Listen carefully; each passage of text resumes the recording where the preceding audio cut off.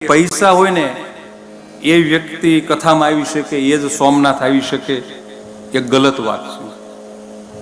અને સંપત્તિ વાળો વ્યક્તિ જ કથા કરી શકે એ પણ ખોટી વાત છે. તમારા કર્મો ઉજાગર થાય ને તો જ કથા કરવાનો સંકલ્પ આવે, નહીતર ના આવે. આ ડિસેમ્બર મહિનો ચાલે છે ને,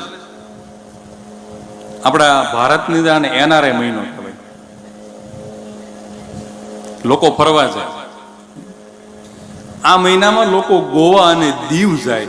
મને આનંદ છે કે તમે ગોવા અને દીવ ન ગયા, શિવમાં આવ્યા.